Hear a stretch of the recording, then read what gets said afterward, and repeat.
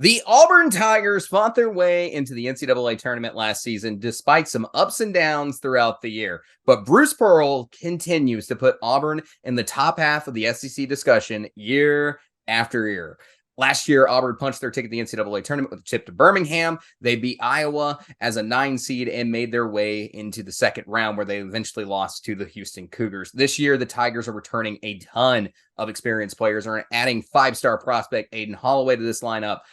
Fans on the Plains are hoping that this pushes the Tigers back to the Sweet 16 for the first time since their Final Four run back in 2019. Maddie, how do you see the Auburn Tigers this season? You know, for the people that listen to the Hoops Southbound podcast, they are going to get sick of hearing me say the word experience. Because honestly, I think that is what is going to hold up this Auburn Tigers team this season. Returning a lot of talent and a lot of experience that I think is going to help them get fairly far when it comes to non-conference and also conference play this season, possibly looking at a run in the NCAA tournament. Yeah, for sure. Well, today we're joined by the guys from the Uptempo podcast to take a look at the Tigers. How high can War Eagle fly? Well, that's what we're talking about today on the Hoops Southbound Show. The Tennessee Volunteers are going to the Sweet 16. Florida takes its place in history. Back to back and unforgettable. Three-pointer on the way. No good. Pulls with the dunk at the buzzer. It goes in. Arkansas wins. And the Kentucky coronation is complete.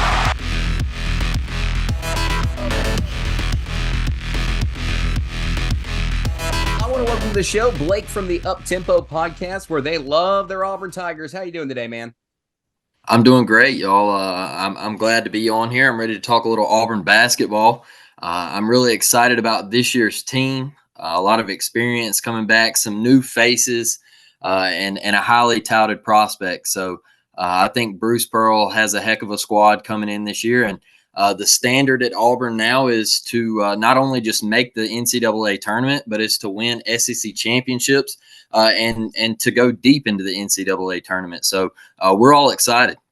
The bar continues to be raised under Bruce Pearl every season there in Auburn. You can see the excitements from the fans all season long, or even in the off season now. So we've even had so much of Auburn fans reaching out to us on Twitter this off season. It's been a fun last couple of years. But yeah, there's plenty of reasons to be excited about Auburn. But I've got a couple of prompts here for you. Feel free to give us your thoughts, but we're going to ask you if you're buying or BSing a couple of statements here on this Auburn Tigers team. First off, Denver Jones will lead the SEC in 3-point field goals made this season. Leading the SEC? Lead the SEC. I'm going to say BS. I have high hopes for that, but I'm not sure that he leads it just because of everything else that will be around him in this offense. So I'm going to say BS.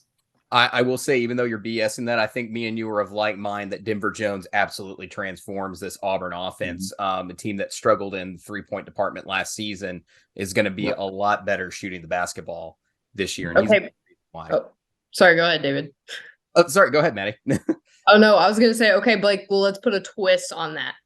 So you don't think that he's going to lead the SEC in 3-point field goals made, but what about 3-point field goal percentage?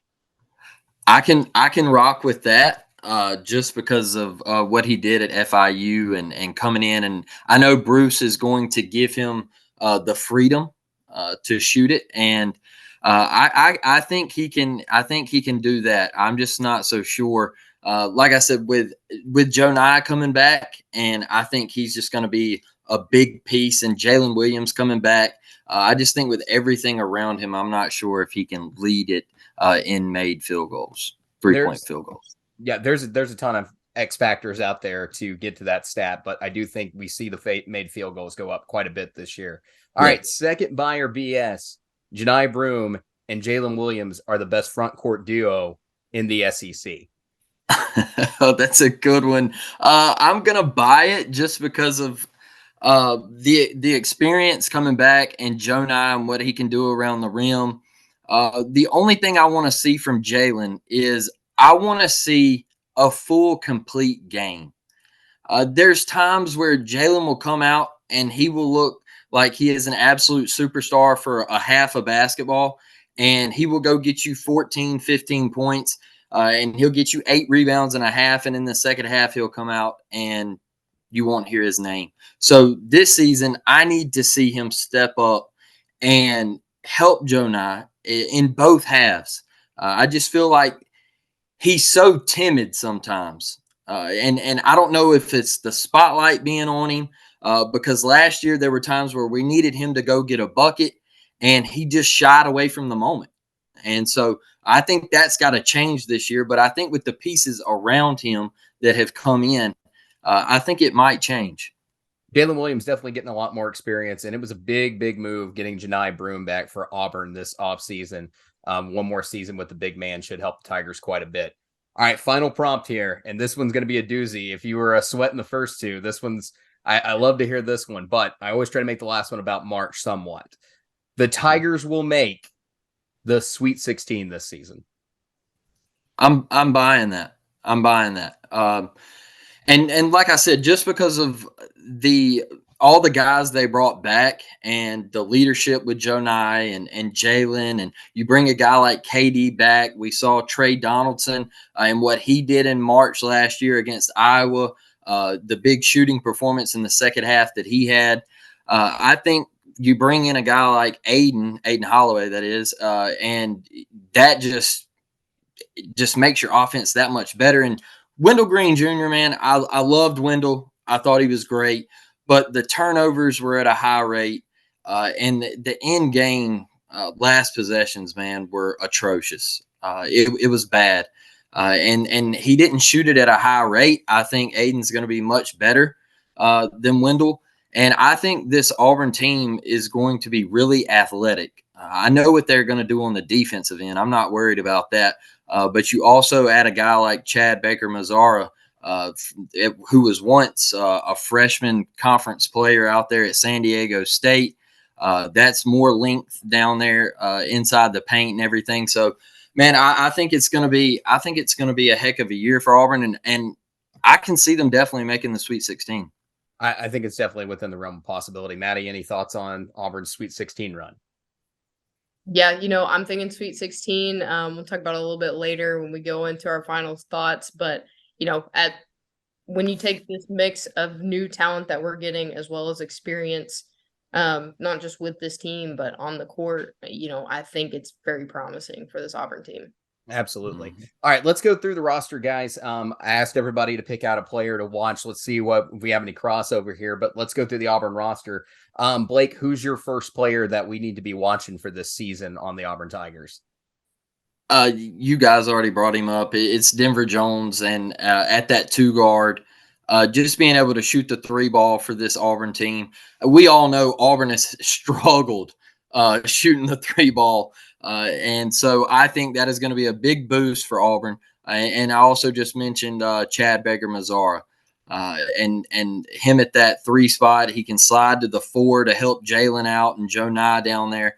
I think that is a big-time boost. The mid-range game should be good for him. But, yeah, I'm just all over Denver Jones, man. I think that is the biggest pickup for Bruce Pearl. We are of the exact same mind. Mighty, I know I'm going out of order of our script here, but I'm rocking with Denver Jones. One of the newcomers to this roster. He is a great shooting talent. I think he was a little underappreciated in the transfer ratings this season. He's an explosive shooter. We're talking about a guy who averaged 20 points a game, 3.8 rebounds for the Golden Panthers last season, made 47% of all his shots. Jones finished second in Conference USA in scoring. As a sophomore last season. Those splits included 37% from 3, 55.2% from 2, and then 84.5 from the free throw line. Denver Jones, 2.1 3-pointers made per game, which was a higher average than what Wendell Green, the leader for Auburn last season, averaged for this team. definitely something I like. And we've already talked about the 3-point struggles a little bit. Auburn finished 7th in the offensive rating last year, 12th in 3-point percentage, and 9th in 3-point field goals made. Should be a very nice helping hand for the threes to help the Tigers out quite a bit. Maddie, I know you got a different player. I just wanted to put those together so we could, put up one graphic later. Yeah, no worries. I totally get it. I wanted to throw somebody in there to mix things up so that way Auburn fans will have more than one player to be excited about. But, Denver Jones was definitely on my short list of players to watch also. But I think this year we really see KD Johnson step up and show out for the Tigers. I mean, he was the team's 5th leading scorer last season, and we saw him step up in some of the major games and made a huge difference, particularly the Arkansas and Alabama game last season. And, with some of the bigger names of last year's team having moved on, I think Johnson's going to be one of the go-to guys to get a bucket and even direct traffic on the floor. Should be. I think that gives us 2 good pieces right there. I know KD Johnson is one of those players that seems like he's been around for Auburn for a while now. I believe he's a senior. Am I mistaken? I'm not looking at my notes right now, but I definitely think he's a senior. Yeah. For sure, yeah. That's a great point. He really brought it on at the end of last year. He made big shot after big shot for Auburn down the stretch, and I thought he really played well in the 2 games in the tournament last year. I was very pleased. He stopped. One thing with KD that used to kill me is he would penetrate and just be out of control. And I think Bruce kind of pulled him back from that and was like, hey, you don't have to always go in out of control. You can shoot the 3 ball or you can pass the ball. You can penetrate and pass, man. Kick it, find the open shooter. And I thought he played really well down the stretch towards the end of the year into the NCAA tournament. Absolutely. Hey, let's go through this front court because I don't think you can underestimate the star power that Janai Broome brings to this Auburn front court. So, guys, let's turn there real fast. What are your thoughts? Should be dominant. Should be absolutely dominant, man. Janai Broome, we know what he can do around the rim, shot blocking ability. Got to stay out of foul trouble this year. He got into foul trouble quite a bit last year. But when that happens, we need Dylan Cardwell to step up and be that guy behind Janai. Dylan, man, I think he's got to go. I think he's got to get it going a little bit offensively too to help him out a little bit. That's been a struggle of his, but I think they're going to be lethal, man, especially if Jalen steps up and takes that next step. And man, this is a talented team. I'm very excited about Jalen and Janai down there in that starting lineup. I definitely agree with you on Dylan Cardwell needed taking a bigger role on the offensive end. That is right here, dead center in my notes. That was one of my big things with Auburn's front court. Maddie, your thoughts on the front court? Yeah, so, we talked about our top front courts, and we both agreed that Auburn's definitely one of the top front courts in the SEC, with both Broome and Williams being super solid last season and having a year of growth beneath them. I think we see even more dominance from that duo down low. They are lacking some depth. Like we mentioned, Cardwell is kind of waiting in the wings, but hopefully we see a little bit more production from him this year, just with a year of growth and experience underneath him. And then we also have a Darren Scott, who was one of the top JUCO players in the country. But with some of the other front courts, I think it may be a little hard to compete with some depth that we've seen in our research. But I think, as long as Broome and Williams stay healthy and we see that boost in production from Cardwell and the addition of Scott, I think they can get a long ways with this front court. Yeah, when we did our front courts episode, we kept talking about Janai Broome being one of those big man centerpieces in the SEC. And Janai Broome is one of those dominant men that can own a basketball game down low. And I think that's exactly the key for Auburn. Like we talked about the depth portion of it, that was our big concern with Auburn, but the talent is very much there. It's a very talented front court. That's really what I think. Blake, I'm going to ask you this before we move on to the backcourt real fast. What are your thoughts on the depth, and how do you replace maybe if Janai Broome was out for a couple of games? What do you think Bruce Pearl's game plan would be to fix some of that? You got Chaney Johnson, the transfer from the Huntsville, Alabama Huntsville. You got him that come in. You could possibly, I think they could move Chad Baker, Mazzara down to the 4. and let him get some run there to just kind of plug away things. Jonah had the ankle last year that kind of bothered him, and so if that does happen, man, I think that you could take both of those guys, man, and just kind of help Jalen and Dylan just to try to help the lack of depth there. Understandable. All right, let's turn to the backcourt. Maddie and I are both pumped up about the backcourt coming into this season. Both of us having them ranked in our top 5. First off, Blake, what are your thoughts on the backcourt? There's a lot of experience and a lot of fun pieces. Aden Holloway, man. Yeah. I think this get was absolutely huge. And like I said earlier, man, I love Wendell. He was a great player for us. He did amazing things for Auburn. But I felt like a lot of times last year it got really isolated.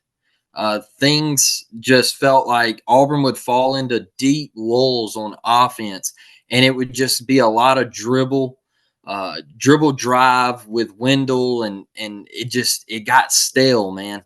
And in big time parts of the game, you remember that Kentucky game? I think that was in the middle of SEC play, man. They got routed, and there was just no offensive identity in that game. And so I think when you bring a guy in like Aden, the passing is going to be better. He can shoot it, man. He's a McDonald's All-American. He can jump out the gym. He probably needs to work on his defense a little bit, but you're going to take that, right? You're going to take that. So I'm excited for him.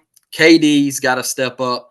But Trey Donaldson, like I mentioned earlier, his run in the NCAA tournament and what he did, if he can shoot the ball at that rate, like he did at the end of the year last year, and he can get going like that, these dudes could be really deadly in SEC play. It's kind of scary to think about, especially if Trey can play like he did at the end of the year. Yeah, it's a good team. I just want to really fast touch on Aden Holloway because I've already talked about Denver Jones quite a bit, feel like in this. But yeah, Aden Holloway, you're right. He's a great shooter. I've been watching him for a hot minute now. Did my freshman 15 video on our YouTube channel on him. Yeah, that was one of the things, though, the defense. That was the big question mark. He's a terrific point guard. He can shoot. He's got the 3-point making ability, but he likes to gamble on defense. And that could make some of those moments pay just a little bit when you don't want them to. We saw it happen in the McDonald's All-American game when we watched that. We saw it happen again in the Nike Hoops Summit. But he's a great player, and those are college skills. Those are things that you would do to build your defense. So he's going to continue to be developed. I do like Aden Holloway. I think he's a great piece. Maddie, maybe we can add some players into this backcourt that we haven't discussed yet, really. Oh, definitely. I've got a long list. Blake mentioned Trey Donaldson is in here. He was on the short list of one of my players to watch too. But looking at Auburn, I mean, super, super guard heavy team this year, which I think is a big flip from last season, where we saw a very paint productive kind of focus from the Auburn Tigers team. I mean, you've got fresh faces, like you guys mentioned, Aden Holloway, Chad Baker-Mazara, and, of course, Denver Jones, mixed with kind of your returners of Katie Johnson, Trey Donaldson, and Chris Moore. I think we have a solid mix of talent, experience, and a little bit of showmanship, as Auburn fans have come to love. So, I think with this lineup, you've got a mix of depth and a mix of talent here. And a fantastic backcourt that's going to get the Auburn Tigers pretty far this season. I want to highlight one word you said in there, and it's one of the things that I love about this Auburn backcourt is the experience. We talked about this, and you'll hear it again when we did our Kentucky interview, talking about the fact that you see the teams that are going deeper to March have less freshmen on them and have more experienced players, and the numbers back that up. So there's really good experience on this team and guys who know how to play basketball and have been under the Bruce Pearl system for a while. All right, guys, let's turn to the schedule here. It's a lot of fun. Auburn kicks off their season with a banger of the game. It's not on opening night like everybody else, but they do play Baylor in South Dakota. Great matchup to start the year. How are you guys feeling about this Baylor matchup to start off Auburn's season? Wish it wasn't in South Dakota. I know. That's the thing about neutral site games. I think you have a great opportunity, not only for your season, but also in the recruiting game, right? We know what Baylor's about as a program. They just won a national championship and did it with a guard that come from your program. So what better way to, get your season started? And I think this could help for years to come down the road in the recruiting game and building your name as a legitimate basketball powerhouse in the SEC.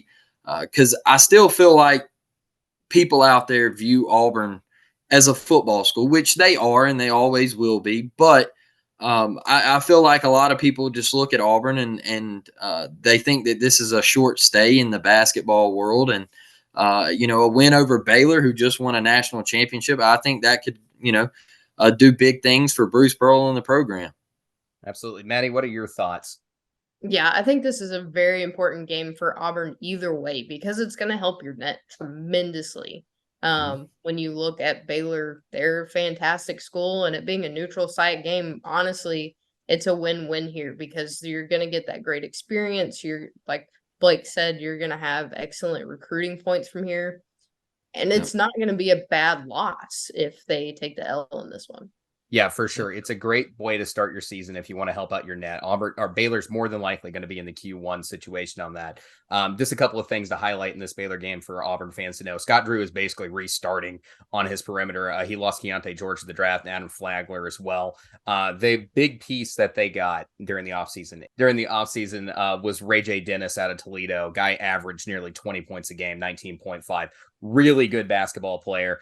Someone to definitely keep an eye out for in that game. All right, guys, let's move on to the next game of the season. And before Auburn goes into their MTE, the Tigers are facing Southeastern Louisiana. Touch and go on this fast. Looks like an easy win, right? Yeah, 100%. Auburn should handle business. Yeah, that would be the expectation. Maddie, anything you concerned about? I think this will be a good game for them to kind of prepare for that MTE, something a little easier to build their confidence and kind of get their rhythm going as a team. Yeah, absolutely. And if you were to lose that Baylor game, you can make the corrections in this game. All right. And then Auburn heads off to the Legends Classic in Brooklyn for their MTE this year. Game 1 is against Notre Dame. Game 2 will either be between Oklahoma State or the St. Bonaventure's Bonnies. How do you guys see this MTE? I definitely think Auburn would be, if not the number 1 team coming in, the number 2 team in this MTE.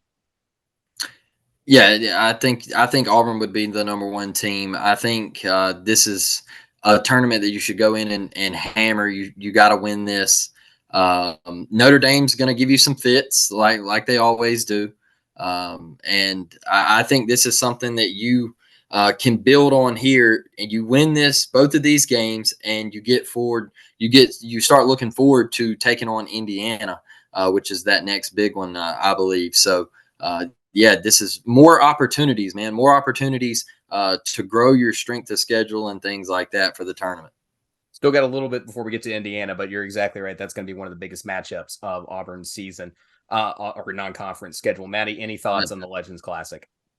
Yeah, I think the Legends Classic is going to be a good challenge for Auburn. I think it's definitely winnable for them. But like Blake said, it's going to be a good challenge for them. I think, there's definitely going to be some learning points coming up against Notre Dame, as well as the Bonnies if they make it to that game, mainly because, as neutral site, those 2 schools are definitely closer. So you're going to have to deal with a little bit more of that away crowd hostility, I think, in those 2 games. One way or the other, it's on a neutral floor, and that's a big help for your net going into the season.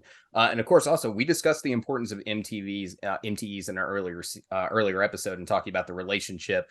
Not really importance, I wouldn't say, but like the weird stat that if you win your MTE, normally a national champion comes out of one of the winners from the MTE. All right, then we move on to the brand new ACC SEC Challenge. Tigers will face Virginia Tech. I'm expecting Auburn to win this game against Virginia Tech. But do you guys have any thoughts on Virginia Tech this game in the ACC SEC Challenge? Auburn should win this. Yeah. I think they should hammer Virginia Tech. It's one that I think is one of the more disproportionately balanced games we see in this challenge. Maddie?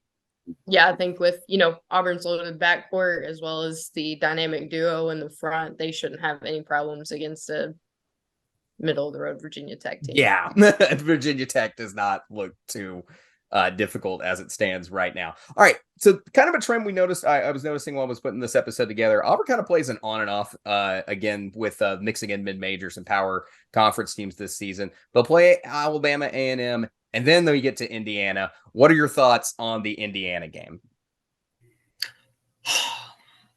It's big. It's big. You got a blue blood program you're going to go play. It's huge. It is huge for Auburn. This could put you on the big stage, right? Like I know we've played in a Final Four and we've been in the big moment, but when you get a chance and an opportunity to play a program like Indiana, you have to take full advantage because, like I mentioned earlier, the high school kids are watching, man, and you want to continue to grow your program. Indiana, I'm sure they're probably going to be a force this year. So this is a matchup that even if you do drop it, it could still pay big time dividends in the long run, and especially becoming tournament time. Maddie? Yeah, definitely same kind of sentiment there as Blake. It's going to be an excellent game for the Tigers either way. I think it's going to be one of those, like we said, kind of helps out the net in the long run. And you're going to have a lot of recruiting opportunities because Indiana is one of those legendary basketball teams that everyone's going to have their eyes on, especially for more of the preseason games when there's not as much to watch. That game will, of course, be part of the holiday Hoopsgiving, and that will be played in State Farm Arena in Atlanta, Georgia. Sorry, I lost my words there for a second. It's like for Atlanta, Georgia. No, in Atlanta, Georgia. All right, and the pattern continues. The Auburn Tigers will be taking on Big South champs, UNC Asheville, and then they will play USC. Probably one of the games a lot of people are looking forward to. Of course, USC, Isaiah Collier, the number one freshman in the country, according to ESPN. Boogie Ellis returns, DJ Rodman, and then we may or may not see Bronny James. LeBron James, it was unfortunate circumstances what happened to Bronny James here in the offseason, but LeBron has kind of hinted that his son may return to the court this season. Guys, thoughts on this USC game? Have fun getting a ticket. Have fun getting a ticket. This is going to be an electric atmosphere. I think this could be one of the best college basketball games of the regular season. I really do. And this could be a big time matchup for both teams going into the NCAA tournament. I feel like it's one of those games that, each team could kind of feed off of. I feel like a couple years ago when Auburn took on Duke out in Maui, when they had Zion and everything, I felt like Auburn, even though they lost that game, I felt like there was something that they took from that and really got hot from that game. So I feel like you went out to California last year. You had a tough blow late. The last 10 minutes of that game was a real struggle, especially offensively. I would like to see you come home and return the favor to USC. I think it would be a huge win for the Auburn Tigers. Maddie, your thoughts against USC there in Neville Arena? Yeah, like you said, a stacked with talent USC team coming in. Isaiah Collier's definitely going to be a force to be reckoned with, and Bronny James, if he's able to make it back on to the court time for this game, I think it's going to be a huge game in terms of, like we keep saying, recruiting. A lot of people are going to be watching that one. And, like Blake said, you're going to have takeaways from this game.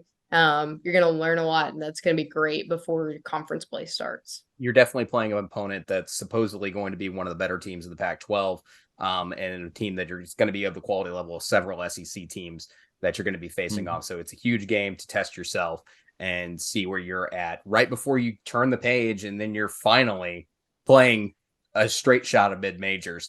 Tigers will face Alabama State, Chattanooga, and Penn to wrap up the non-conference schedule. Guys, do you have any potential scares in those matchups? Penn's a good basketball team. They've got a program. So Auburn better bring their A game that night because Penn's they're nothing to play around with. So Penn is also Auburn's not the only SEC team that Penn's going to be playing. They'll be playing Kentucky and Philadelphia also this season. Maddie, anything bothering you or jump out at you on that list of mid-majors? Yeah, really the only thing there, the team that I had circled out of that trio there was Penn as well. And the only kind of thing I think that we should take into consideration is we've kind of seen it before where these teams get into kind of a slump playing mid-majors, start kind of playing down to their talent. So, if they get into a groove of mediocrity against Alabama State and Chattanooga, Penn could be a scare for this Auburn team. Yeah, it could be. Chattanooga, also just a quick note, that is Lamont Paris's team before he went to South Carolina. That has been a quality program out of the SoCon for the last several years. Of course, they don't have Lamont Paris anymore. He's kind of busy at another school trying to build that team up right now. All right, let's turn the conference schedule real fast. So you got Alabama twice, Georgia twice, Ole Miss twice, Miss State twice, and Vandy twice. You got South Carolina and Auburn, Kentucky and Auburn, LSU and Auburn. Then you got Florida on the road, Tennessee on the road, Mizzou on the road, and Arkansas on the road. Real quick thoughts on the conference schedule for this year. It's crazy, right? it's a gauntlet. One thing I am happy to see is having Kentucky at home. We've had success with Kentucky in the jungle.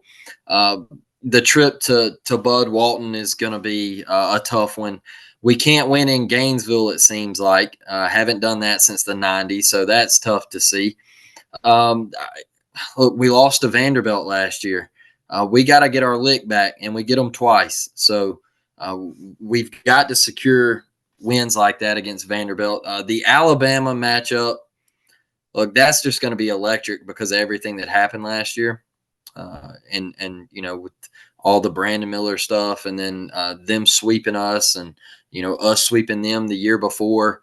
So there's just going to be a lot riding on that. I don't know, man. I think this Auburn team, I want to say that they're going to be at the top of the conference. I mean, I don't think they win the SEC regular season, but I think they're in contention. I think they're fighting for it late. Top 4, top 5. Like, I think they're going to be a middle of the pack seed in the NCAA tournament. I don't think it's going to be anything like Jabari Smith Jr. In that year, but I don't think they'll see themselves as a 9 seed either. Fair enough. Maddie, your thoughts on the conference schedule? So really just looking at these home and homes, matchups here, I see a lot of splits. We've got a sneaky Georgia team this year. Like you said, you guys got taken down by Vandy, and I think they're going to be good at home. So I think, we have a couple of games here that are going to raise some eyebrows. But I think if we can get a split here in all those home and home series, and then at least go half and half on your road games and take care of business at home, we see a pretty successful schedule for Auburn. I do like the Auburn matchup with Kentucky. Kentucky's an extremely young team. Extremely young. I think I did the math. It was like 11 years of D1 experience on the entire team. So yeah, that's a tough environment that you got to go play basketball in if you're Kentucky. Neville is not a fun place to play on the road. So like it's one of those environments. So that could be a potential upset for Kentucky. So I do like Auburn's chances there. I'm not even going to call it an upset because you've heard my opinions on Kentucky at this point. But I think that's going to be a fantastic basketball game. The thing that I think both of you guys, kind of just, I don't want to say you just skipped it, but like the Mississippi teams worry me. Like they're much better than what they have been in years past, and playing a game in Hump or in Oxford this year might be a little bit more difficult than it has been in years. I said they'd split it. I know you said they'd split it. I'm not picking on anybody. And that Auburn Ole Miss, like I was talking before we started recording, the Auburn Ole Miss matchups are going to be electric this year just because of the Flanagans and everything that happened there. So that is going to be fun. It's going to be a ton of fun. You got the Flanagans, and then you got Chris Beard. That Yeah. there's going to be plenty of student sections that have opinions on Chris Beard coming into this season. We'll definitely see the Jungle probably be one of those student sections as well. Yeah. All right, guys. Here's the thing. I have Auburn at 21.5 for the season. What do you guys think? Over or under? 21 and a hook. I'm going to go over. I just think this team is I'm going to say they're drastically better than last year's team. I really do. I think the offense is going to be much better. I'm not really worried about the defense. I know there's some depth issues and everything, but if we stay healthy, Joe Nye stays healthy, I think this Auburn basketball team is going to win a ton of games. And like I said, I think they're going to compete to be at the top of the SEC conference, and I think they're going to be a 5-6 seed going into the tournament, and I think they could possibly make the Sweet 16. Maddie, over or under? No offense here, Blake, but I am going to go under. I am thinking 19-20 on this Auburn schedule. Not because I think they're a bad basketball team. They just have a lot of good opponents that they're facing both inside and out of the SEC. Well, we talked about it in the Alabama episode. When you play good opponents, sometimes with 19 wins, it's not that much of a sweat to make the NCAA tournament because you got a ton of quality games in there. I understand where you're going, Maddie. I think that you might be the lowest out of all of us. But I put that number at 21.5 for a reason. So we'll see it is. All right, Blake, any final thoughts on this Auburn team, and what's your floor and what's your ceiling for them? I'll start with the floor. The floor is if Aden struggles out the gate, and you kind of get that 21 season, and things start going downhill, and this team doesn't mesh together, and you miss the NCAA tournament. I think that would be disastrous for Auburn, in my opinion.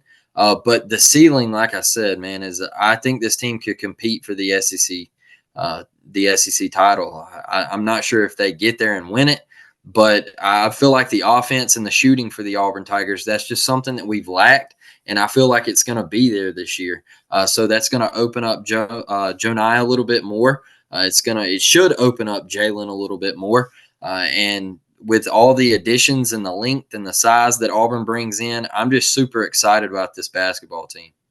There's a ton of reason to be excited. Maddie, your thoughts?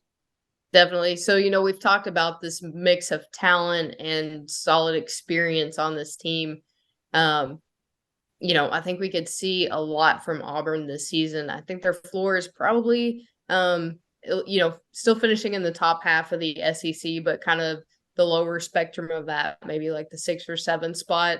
A low seed, maybe somewhere in the 12 to 14 range in the tournament. But for the ceiling, I can definitely see Coach Pearl maneuver this team into a solid position this season, giving them a top 5 finish in the SEC and a 6 to 8 seed in the tournament, possibly looking at a Sweet 16 weekend for this group. I'll wrap this up really quickly, just real fast. Like Denver Jones, love the backcourt, ton of talent in the front court. But there are gaps that I see. So like real fast, my ceiling, I have them possibly like absolute ceiling, Elite 8 run, top 5 in the SEC, like you were talking about. Floor, I'm a little, I can see some things being a problem. We're talking to maybe an 11-10 seed in the tournament, and somewhere in the top 10 in the conference would be the floor for me. But overall, I think Auburn's going to be extremely competitive. They're definitely one of the 8 teams I have circled right now to make the NCAA tournament, very much high in that ranking. So I think they're going to be extremely competitive. I think they have a tough schedule, but it's going to be a good year of basketball in Auburn. So that's kind of what I'm thinking at this point with the Tigers. Love that. All right. I wasn't sure if you had something else to say, or not. I was going to let, before I jumped into the last part here. All right. I want to thank Blake so much for coming on the show today. Do you want to tell everyone where they can check you guys out there at the Up Tempo podcast? Yeah, you can just go over to YouTube and catch us at the Up Tempo Pod. We just hit 1,000 subs, so that's big time. We're deep into Auburn football right now. We are super deep, but we also bring on Jay Phillips to talk Auburn basketball all the time. we stay locked into that. So we're just pushing a lot of football content right now. Like I said earlier, we all know Auburn is a huge football school, and the Hugh Freeze era is underway. We got a big one Saturday, but you can also go check us out on Apple Podcast and Spotify. We're over there on those. Give us a 5-star rating if you can, and leave a comment and tell us what you think about the show. Blake, thank you so much for coming on the show today. Well, next time we're going to be taking a trip down to the swamp as we preview the Florida Gators with all the guys from the Florida Basketball Hour. Make sure to like and subscribe to this channel, and we'll catch you next time on the Hoops Southbound Show.